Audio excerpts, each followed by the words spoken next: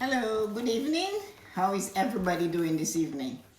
Hi, it's Tessa-Marie, Financial Night.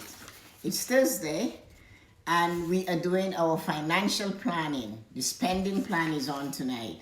Hello, Dawn, how are you? Haven't spoken to you for a while. So everybody, hello. Thanks for joining in. It's our financial planning night. I want to remind you of one thing. I am giving free financial planning coaching on IG Live. And if you're interested, we'll coach you. Your numbers, you don't have to explain your numbers or sad story. I'll teach you one-on-one on IG Live Monday, Tuesday, and Wednesday on how to do your financial plan. And oh, hello, Susie. It's so late in Austria. Thanks for joining. So on Monday, Tuesday, and Wednesday, I will do free coaching. If you live like Susie in Austria, or you live like Petra who is in Dubai, or you're like Dawn who is in Knoxville, it's easy for you to tell me what time would be good for you, and I will do a one-on-one coaching. We will use your actual expenses, and I will teach you how to do it. Now, if you want to do personal, private coaching, I will do it with you. It will be private, but there is a fee for that. So the one-on-one coaching is really necessary. And if you have never done a spending plan, it will help you to do it. Hi, Angela. Thank you for joining. And I can do it with you Monday, Tuesday, and Wednesday. I can do it earlier than 7, later than 7. And I will coach you. I will teach you. You don't have to explain your numbers, but I will show you where things are going and how you're doing. And that will be just for you. Others can tune in and listen in, but it will be IG Live and that will be free. And I know how to do this and I can really teach you. I have tons of people that will swear to that. This week I had a young man and they had the second baby. And when he first came to me, he was 25. He had graduated from college with an HVAC. He worked for the gas company in Toronto. And his mother is a school teacher. We live on the same street. And she sent him to me because he was spending over $1,800 a month on snacks and whatever. So he came. He didn't come reluctantly. He came. I spoke to him and his girlfriend. And at the time, I started taking he was saving only $50 a month in a 401k or an RRSP. And that's all the saving. And he was making $65,000 a year at the age of 25. So I talked to him and he was very adamant, I am not going to use my money. I take my money. I said, I'm not taking it. I have nothing to do with your money. I am your GPS. Tell me what you want. So he said, well, we plan to get married. I want to have a house. I don't want to rent. I want to have my children. I want to pay for my wedding. So he had those goals. So we sat down and I showed him all that surplus money. You're not paying rent. You're living for free at home. You're just wasting money buying junk food and whatever. And I didn't force him because I don't.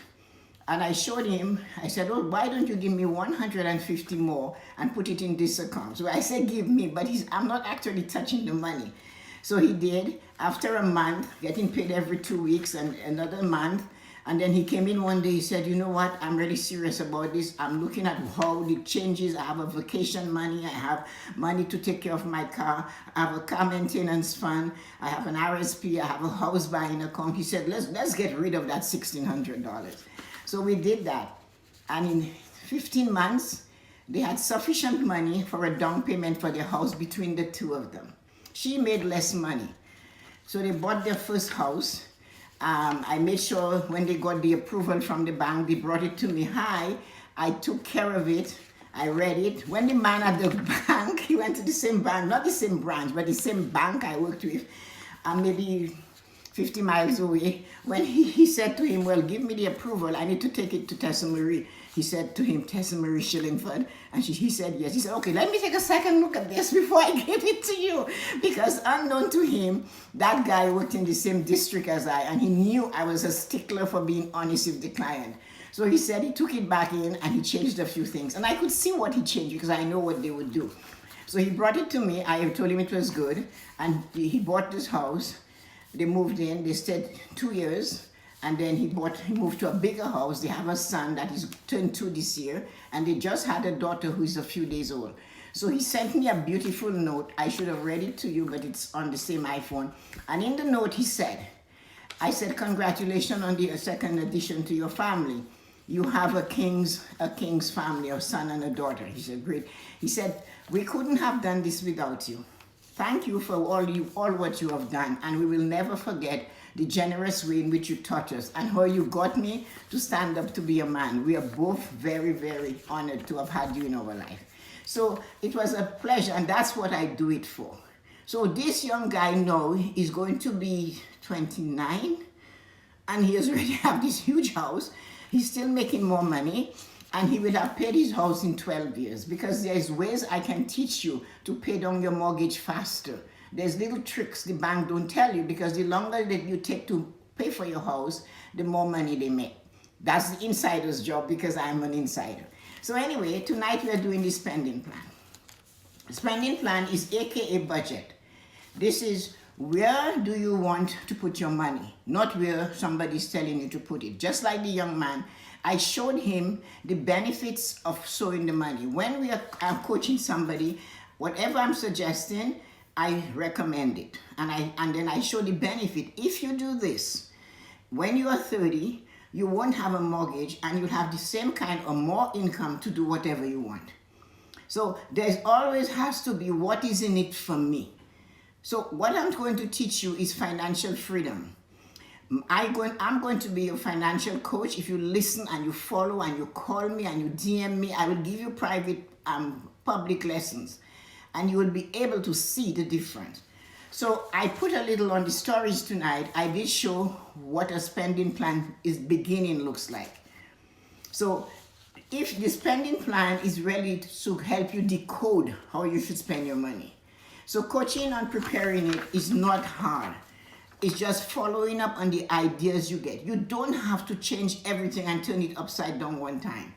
I will take you on the way. It's like going on a journey. I'll take you to point A, then to point B until you get where you want to go. I will never say no, because I made a commitment to serve. When I got my designation as a certified financial planner and a certified financial coach, I decided I would serve. And I've done it a long time. So what you have to do is remember your income. When you're holding the paper in your hand, always place your income on the left side, your page of your book. On the right side, you have a list of your expenses. At the top of the page is your name, the date, and the time. 6 months from now, you will find out how important that is. Then your name, your date, and the time. This is where my journey started. This is how muddled I was. 6 months later, this is how relaxed I am. I have a plan. So that plan, the most important thing, once you have your income, if you look at the story that I posted earlier today, I showed an income as the money would be would have been placed in your account. You would see there's every penny that they give you. So I think I have $3,742.65. That's somebody's. Bye, Susie. Good night in Austria. I know it's so late. Thanks for dropping in.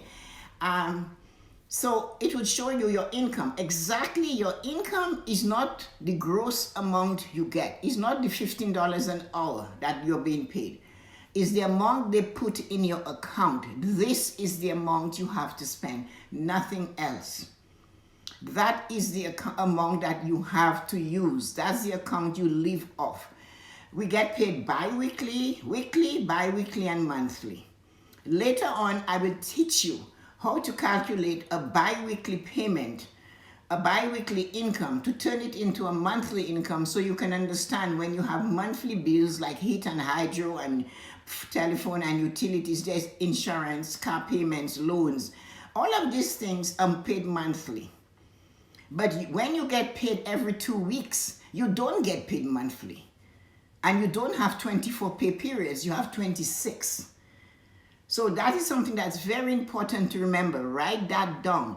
If you are paid every week, you have 52 payments.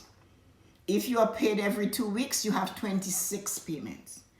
If you are paid on the 15th and the 30th, you have 24 payments. If you are paid once a month, you have 12 payments. So there is a difference, and the math for that is easy. I have a plan for that. So I will teach you how to go through that. All you have to do is to agree to do an IG, and you will get it. Really, I'll give you the math. It's so simple, simple math. So that income, you're going to put, if you get paid every 2 weeks, put that amount 4 times on the left-hand side under income. You put the amount you get paid every week 4 times on the left-hand side. If you get paid every 2 weeks, you put that amount down twice. Although it's every 2 weeks, it works out to 26 weeks, but you still put it down twice. If you get paid on the 15th and the 30th, you do that twice again. Monthly, you write it down only once. No, this is where you have to be careful. This is where you will need to drink water. This is where you will want to walk away.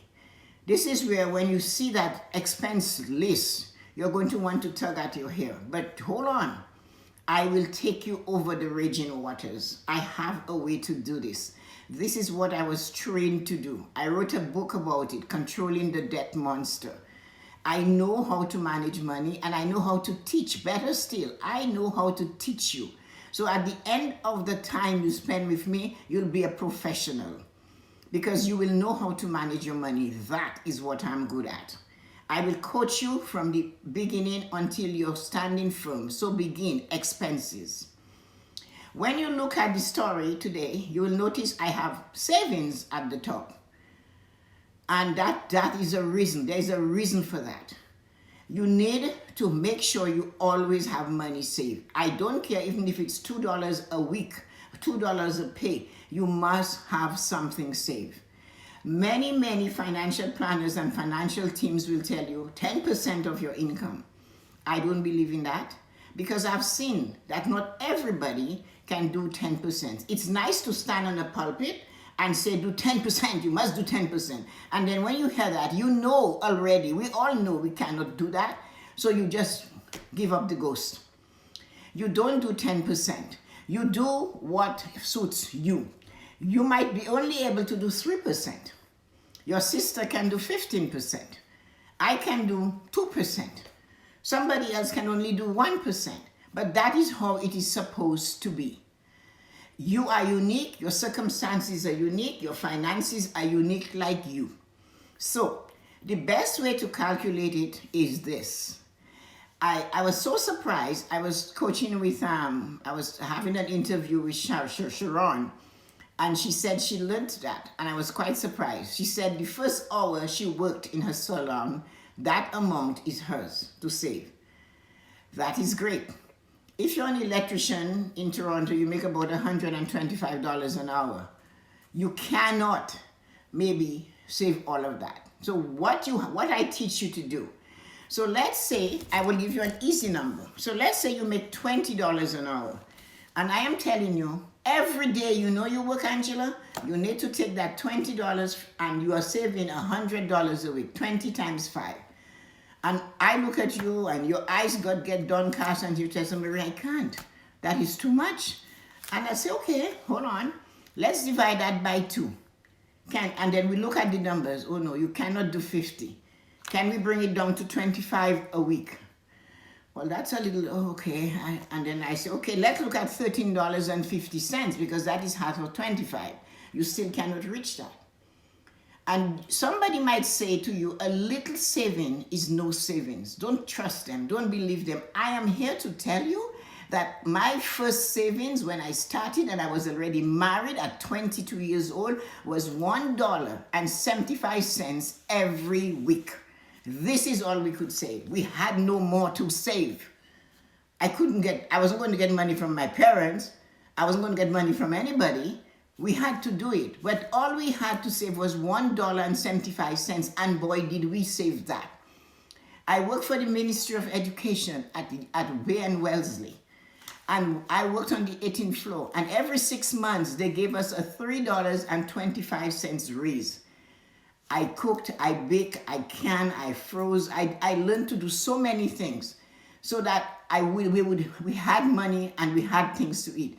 I would run down from the 18th floor with a thermos with 2 hot dogs and chicken soup go to the office of where the credit union for the employees. And I would get there, and this older lady had her pen and paper and 20 reams of pages to take my $3.50 to save it.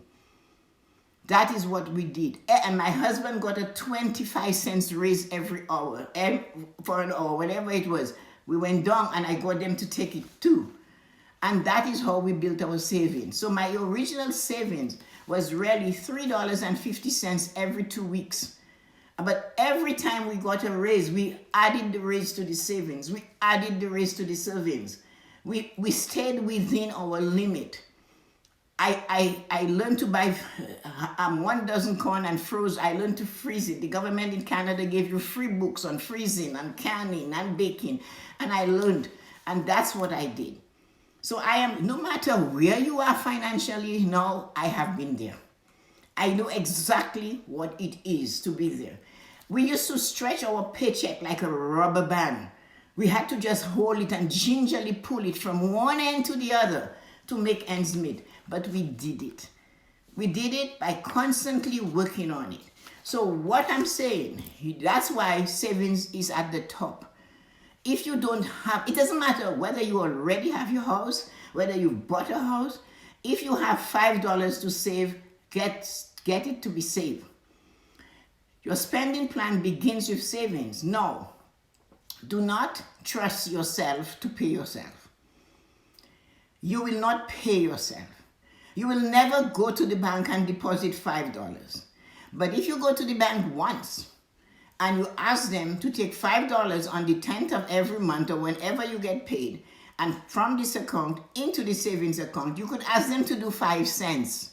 You could ask them to do 1 nickel. They will do it, and they do it for free. Every bank does that for free. You know why? Your nickel, your dollar, your $5 that they take and they put in a savings account for you, all of those $5 altogether will give them sufficient money when somebody qualifies for a mortgage. They want your money. So get the bank for one time to work for you. Don't listen to the naysayers that say the bank is only for themselves. You have to learn, and I am here to teach you and coach you how to manage yourself with a bank, how to get your value from a bank. Trust me, I know the tricks. So you go in and you get them to put that $5 there every 2 weeks, and you never have to turn back. When you get a raise, you call them or you phone them, whatever you do. You go in, and nowadays you do it online, and you increase it from 5 to 6. Because let me tell you something, 1% increase on your income is nothing. It's nothing when it's in your checking account. When you get your first check after you get your raise and the difference is $1.21, if you leave it in your checking account, it's like pouring it through a sieve. A checking account is where things go in and they come out, they go in and they come out. It's a constant circle. We have a place in Toronto called Dundas Square. If you take a bag of feathers and you take it to Dundas Square and you leave the bag open and you walk away and you come back tomorrow, you will not be able to collect all the feathers. This is what a checking account is like. Everything just passes through it. So you harness that $1.21 and you increase your savings. And your philosophy in your mind has to be, I didn't have it last week, so I don't have it this week. And this is what you have to say. Your savings is how you honor yourself for having worked all year. So savings, under that capital savings, you can have your 401k, you can have your RSP, you can have your children's education account, you can have your tax-free savings account. Now, don't tell me I cannot afford it, because if you have $30, you can divide it between the 4 of them. It's always doable, and I know how doable it can be. The minute you have a child that's born, just like the young man said to me, he said, I said, I hope you have the children's education savings plan. He said, oh yeah, Thomas is there, and next, as soon as we get things going, Charlotte's is going to be done. He said, I know the value of education.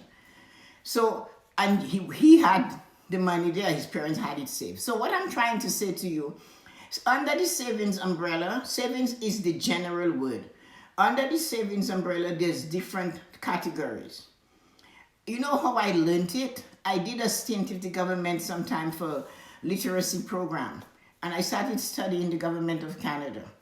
And I watched that how money was managed in a way, and they have a good reputation for that. So much so, England grabbed one of our best financial ministers and took him, the Bank of Canada, and took him to England, and he's still there. So at that time, I noticed that the government of Canada gives everything a name. Everything has a name. And I decided when I looked at it, if you have only one savings account, that is like an Irish stew. There's potato, there's carrot, there's meat, there's turnip, there's everything you can think of in there. When you take a spoonful, you don't know whether you're having carrot or tomato or bat or this. So they name things. And now the banks have a section where it's called nickname your account, rename your account at TD Bank. So you can open several savings accounts. They don't charge you for a savings account unless you take more than one withdrawal or two withdrawals a month. A savings account is for a purpose, and I will train you how to do that. So we leave the savings because they need a whole lecture on them. Then below that, rent or mortgage. You cannot change that amount. You have nothing to play with there. It's fixed. Your car loan, fixed. Your insurance for your car, fixed. No choice. Your gas and hydro and utility and your phone bill, most times they're fixed. You cannot change those because nowadays they charge you an average amount. So your heat for your house, your apartment, your if you don't have a car, you might have contents insurance. Those things are there. Then, of course, you have miscellaneous. You have the crazy madness of swiping with your card. I know cash is king, and I still believe it is. We cannot pay with cash, and we have to get on with it. But you have to know how much money you can swipe. Because this swiping thing, we don't care. We cannot see the money going in. So our mind is not connecting if we're using too much money. When you use a credit card, you're like a drunken sailor. You don't know. You know, it's only in some cases people tell me it's only when I'm declined I am aware that I have spent everything. And you know, I feel sorry for them. Nobody told them. Somebody asked me last night, why don't they teach this in school? They can't, because it's so individual. It's so specialized. Where it is to be learned is in families, but we hide it from our children. We don't tell them why we cannot buy the Nike Air shoe. My son wanted Nike and he got Converse. He came to me and complained about it. I took a black marker and I headed for the Nike mark on top of it. He ran in the shoe. So, and he told me you need it for basketball. I said, no shoe, what I use the D word, is going to make you jump any higher or do what you have to do. If you have your talent, like Evan said, your Jordan talent, it will come through. So you have to realize those things. That credit card is a murderer. A credit card and a line of credit can kill you. If you don't kill them first, they will kill you. Because they can hold you and they choke you. So many people I'm here listening now, I'm sure you know a credit card can really choke you to death. You need to make sure you handle a credit card with respect. The money does not belong to you, and you have to pay the people back. You must pay them back. And don't give me the line this young lady gave me at the bank. Well, I didn't ask them for the credit card, so I don't have to pay it. I said, but they weren't the ones signing for those transactions. It was you. And one said to me, they knew I couldn't pay, but if you pay the minimum, they know you want more. If you pay the minimum, you are saying, I want more. That's what you're saying. And the bank is not your friend. The nice, sweet lady, the nice gentleman that is charming you, and the lady that is flattering you, they're not your friend. They are employees of an institution that has to make a profit for its shareholders. This is who they are. When they get a bonus, when they work, they get a bonus twice a year, June and January. When I managed the bank, they informed me our fiscal year started October 1st. Is it October 1st, November 1st? And on the 15th of December, before we go on Christmas holidays, we were sent a circular to inform us of how we are trending, how we are doing. So by October 31st of the following year, whether we're going to meet the targets that were set by the powers that be. So 15th of December, in 6 weeks into the year, they're telling you you're going to crash and burn 11 months later. If you don't change things around. Then they make it even more tempting. They'll say to you, Tessa-Marie, if you do this and you reach this target, your bonus will be this. Tessa-Marie, if your team meets the target and the district meets the target and the Toronto meets the target, your bonus will be this. You think we're not going to sell coal to what you call it, the people that dig for the coal? Or hay to a farmer, snow to somebody who lives up north? That's our job. We need that bonus. That bonus goes into our retirement fund, untaxed. So we're going to move heaven and earth to give you another credit card, to give you a loan, to encourage you to buy a car. That's how we eat. That's our job. That's how we are fed. That's how we pay for our children's education. That's how we have to keep our home. That's how we pay our mortgages. The people at the bank are working for a living. They are not your friend. So when they give you a credit product, respect it. You have to pay it back. Stay within your limit. Know what your limit is and stay within it. And nobody's going to teach that to you but you. Money is very important. We have to do it because we need it to live. We need it to function. We need it to survive. We need it to put things in place. So when you walk into the bank, respect this thing. So on the left side, first when you have it and you're looking at it, left side is your income, the right side is your expenses. Now, at the end, when you have listed all your expenses, all the miscellaneous things you buy, the bag of candies, and all what you buy, your groceries and your shopping, and you have a fixed amount, $80 for groceries every week. So you spend $80, rain or shine, whether you need to spend $80 or not. The one place that we spend too much, the one place where we waste too much is groceries. Many of you listening now, if you open your freezer, you have more chicken parts. You could make a whole chicken if you could put them together. You have gizzard, you have liver, you have legs, you have neck, you have stomach, you have breasts, you have thighs, you have back, you have legs, you have wings. But you keep buying more anyway. And you just keep adding it on top of what you already got. Because it's on sale. I am here to tell you that because it's on sale does not mean you must buy it. Because it's on sale at Target today, next week, Walmart will have it on sale because the manufacturer of most of these huge products, especially household goods, Procter & Gamble, they want to sell to everybody.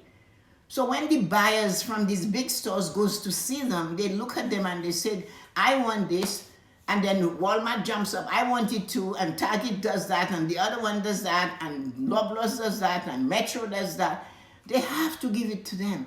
If you look at the prices, the price at Target and Walmart, at Loblaws and Walmart, at Metro and Loblaws and No Frills and Freshco, they're pennies apart. Why? They got the same deal, just a week apart. So if you don't need it, don't buy it. There is no reason you need to have 20 bags of rice there. You cannot use them as a mattress or a pillow. You don't need 40 packets of pasta, all the same type. You don't need to have so much toilet paper that somebody else cannot buy another thing. It's like they're expecting a diarrhea infection. I don't know. So you wait. So when you total your right side against your left side income, you take the total of the expenses, you put it in underneath the income, and you subtract it, and your income is not enough to carry you through, you are in a deficit. A deficit means you're spending more than you're making. You're spending more than you're earning. and know it's not a death sentence. There is hope. I know for sure where to go to find what you're missing. I will take you there. I will show you what you're doing. I will give you one assignment tonight. And if you do that, you'll be surprised at the money you can save. If you are bold enough, if you mean to get solvent, if you aim to have money, if you want to have financial health, I am giving you one thing to do. Take the time yourself, block the time off, 1 hour. Get a book and a pen or pencil, I don't care, or your phone.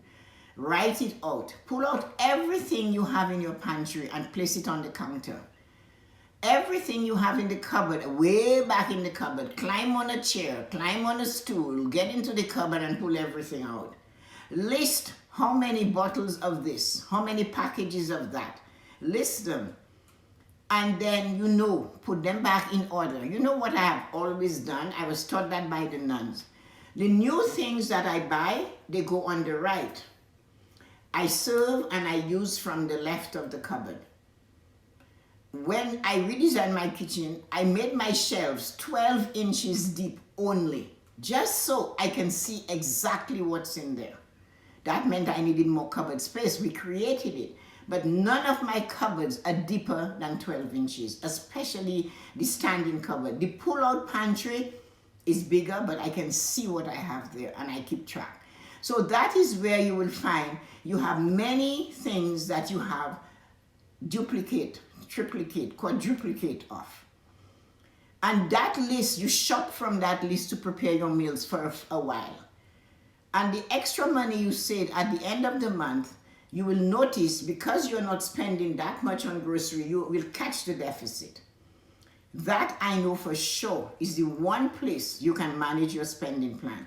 So a spending plan is knowing how much you bring in, knowing how much you're paying out for all the things on the right side of you, and then where you are missing the mark, where there is a gap with your spending and your income, you look at the areas you can cut back.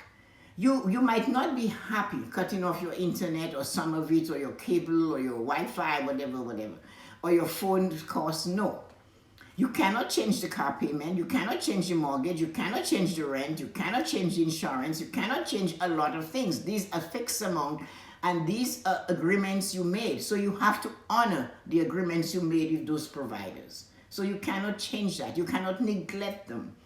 But you can manage your consumption of food. You can manage your consumption of miscellaneous expenses.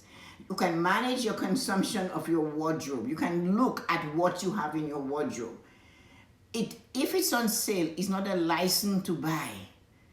You must remember they are earning money. The only thing that matters to companies, and it should matter to you, is your bottom line. This is why I always ask you to run your household like you're running a business. When you have a pullback. When you have a way to save. Because the time that you need a savings is something like COVID. The people that had more save are able to survive longer. It's true, the government is giving some expense and all of that, but it still gives you freedom to know you have prepared yourself for this emergency. This one, the whole world is working in. So your spending plan, that is the thing I want you to fix.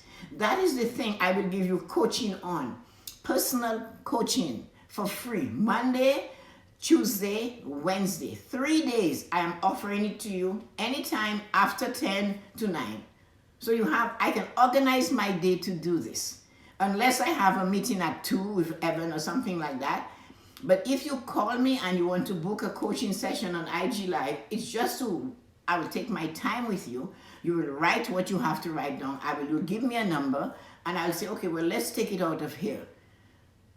Or let's cut it back there. Look in the medicine cabinet. Look to see how many tubes of toothpaste you really, really need. When those at the back, bring them to the front. Start to use what you already have at the back. Don't push them to the back. Just try to organize that, because that is where your money is. If you really want to know where your money is, it's in your freezer and in your pantry and in your bathroom. We women, we have to have more lotion and potion. My friends laugh at me because I always have lotions and potions, and they said her bag for her lotion and her potion is heavier than her bags for her clothes. So that's how bad it is. And I know that. As I said already, I've been there. I see shoes come in, and like some women see chocolate and they see stars. When I see a lovely pair of heels, I tell you, I see moon and stars and angels. And so I know all the weaknesses, but I know how to combat them because I had to do them. And this is why I'm here tonight to tell you, join me for free coaching. Monday, I will do private. I'll do you, only you. You will be on there. I will be with you and we'll go over your expenses. You'll tell me what you want and I will show you how to get there. I will be your human GPS. Give me your information. I will come back with it and I will coach you, and you will tell me when you fall. I will be there to pick you up and tell you it's okay. You can stumble. Your bruised knee, we have polysporin. We'll rub it and fix your knee and we'll go on. That's my job. That was what I was built for.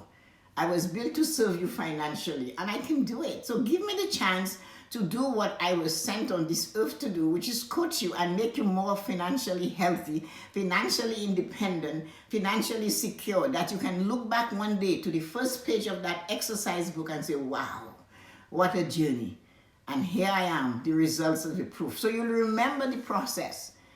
I had a morning blessing today, this week, about don't look at the process. Don't look at the result, look at the process. My job is to teach you the process so you can always follow that map and to get where you want to go. So have a wonderful evening. I am so glad all of you. Hi, Rosie and Angela and Dawn. I can't see everybody else who come on. So thank you for joining me, and I hope I helped you somehow. I'm so grateful to have had you because you guys are giving me opportunity to do what I was sent on earth to do, which is to coach you financially.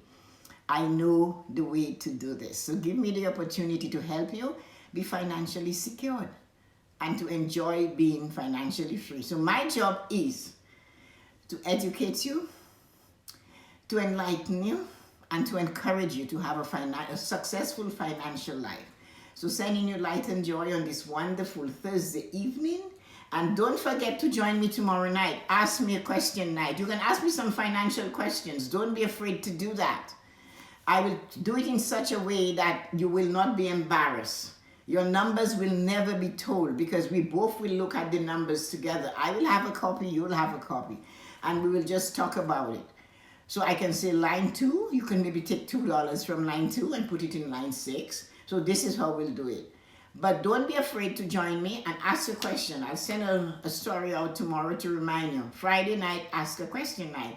So check and see you guys tomorrow morning. Have an absolutely wonderful evening. Bye.